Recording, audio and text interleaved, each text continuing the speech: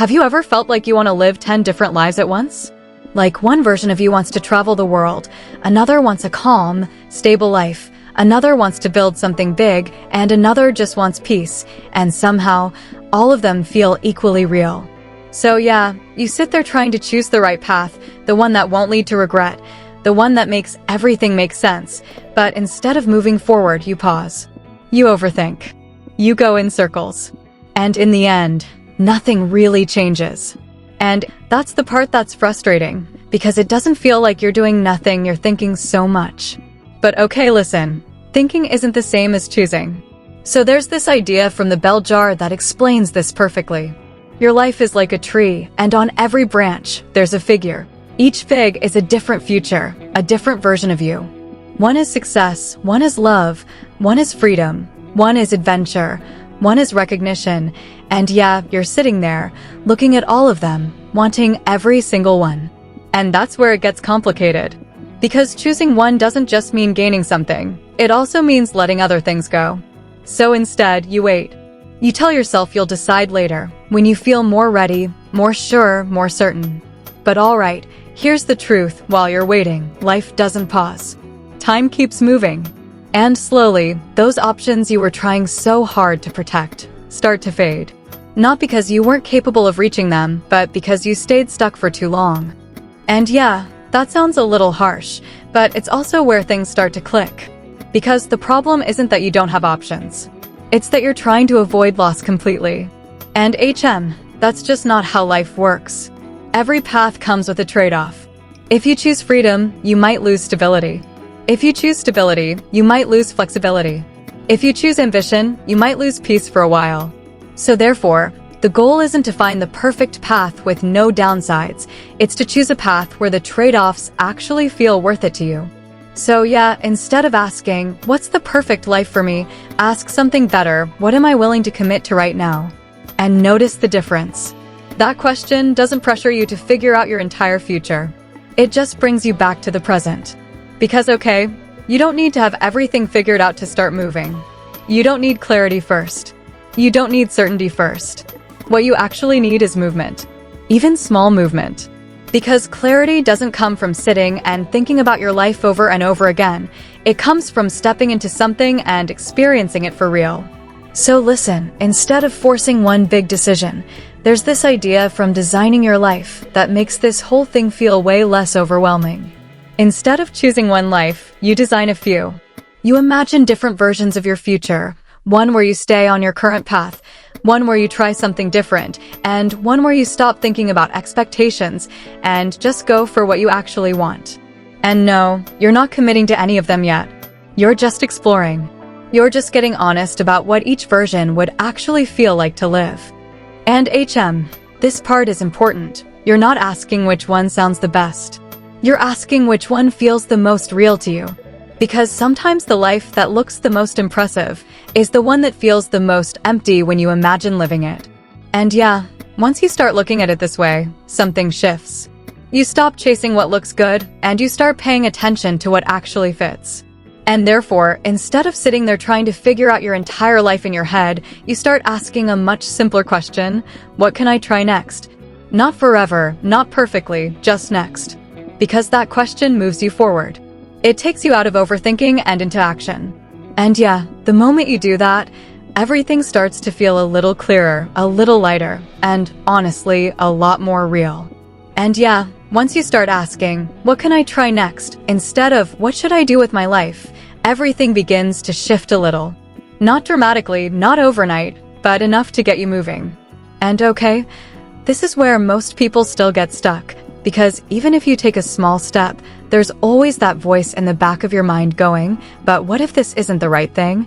And that question sounds responsible. It sounds smart, but honestly, it's what keeps you in the same place. Because you're still trying to predict the outcome before you've even experienced the path. So listen, instead of trying to be right, try to be curious. That's a completely different energy. When you're trying to be right, you hesitate, you overanalyze, you delay. But when you're curious, you move. You explore. You allow things to unfold. And yeah, that's how you actually learn what fits you and what doesn't. Not by thinking about it perfectly, but by experiencing it honestly. So if something pulls your attention even a little, follow it. Not forever, not blindly, just enough to understand it. Because okay, clarity doesn't come from distance. It comes from proximity. The closer you get to something, the more clearly you can see it for what it actually is. And therefore, instead of putting pressure on every decision to be the decision, start seeing your choices as experiments. Small, low-pressure experiments. You try something, you observe how it feels, you adjust. That's it. No drama, no over-attachment. And this makes everything lighter, because now you're not risking your entire future every time you try something new. You're just gathering information. And the more information you have, the easier it becomes to choose again, but this time from experience, not from fear. And okay, there's another layer to this that most people don't talk about enough. The reason you feel pulled in so many directions isn't random. It's because different parts of you want different things. Part of you wants freedom. Part of you wants stability. Part of you wants success, recognition, maybe even admiration. And another part of you just wants peace, balance, and space to breathe. And yeah, those parts don't always agree with each other. That's why you feel stuck. Not because you're confused, but because you're trying to satisfy all of them at once. So instead of trying to silence that conflict, understand it. Ask yourself, gently but honestly, what actually matters to me right now? Not forever, not for the rest of your life, just right now. Because your priorities can change, and that's allowed. You're allowed to want different things in different phases of your life. And once you get clear on what matters most in this moment, decisions start to feel a little less heavy. Because you're no longer trying to build a perfect life, you're just aligning with your current version of yourself. And yeah, this is where focus comes in. And I know, focus sounds boring compared to having a million dreams, but it's the thing that actually moves your life forward. There's this idea often connected to Warren Buffett where you list out everything you want, all your goals, all your dreams, and then you choose a few that truly matter. And the rest? You don't keep them in the background. You don't kind of work on them. You let them go, at least for now. And okay, that sounds uncomfortable because it feels like you're losing something. But in reality, you're gaining clarity. You're giving your energy a direction instead of spreading it thin across everything. Because trying to do everything at once doesn't make you ambitious. It makes you stuck. You start a lot, but you don't finish. You imagine a lot, but you don't build. And over time, that gap between what you want and what you're actually doing starts to feel heavier and heavier. So yeah, choosing a few things, just a few, isn't limiting. It's what finally allows you to move.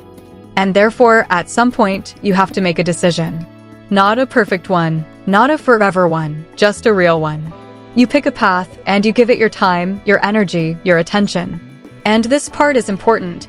You don't keep looking over your shoulder every 5 seconds wondering if there was a better option. You stay with it long enough to actually understand it. Because okay, if you keep switching the moment things feel uncertain or uncomfortable, you'll never go deep enough to see results anywhere. And yeah, this is where fear shows up the most. The fear of choosing wrong. The fear of wasting time. The fear of missing out on other lives you could have lived. And that fear doesn't fully go away. But you can see it differently. Choosing one path doesn't mean you've lost all the others forever. It just means you're not living them all at the same time. Your life isn't one single decision. It's a series of decisions, chapters that build on each other. You can pivot, you can change, you can start again. But you can't do any of that if you never start in the first place. So yeah, instead of waiting for certainty, choose something and go all in for now. Give it your focus. Let it teach you something. Let it shape you a little. Because even if it's not the thing you stick with forever, it will move you forward. It will give you clarity you didn't have before. And that clarity will make your next decision easier, stronger, more grounded. And alright, if you take anything from this, let it be this. Your life isn't stuck because you don't have options. It's stuck because you're afraid to close a few doors. And I get it, that's not easy. But leaving every door open doesn't protect you. It keeps you standing in the same place. So choose something. Not perfectly, not permanently, just honestly. Take a step. Let it be messy, let it be uncertain, let it be real. Because you don't figure out your life by thinking about it endlessly. You figure it out by living it.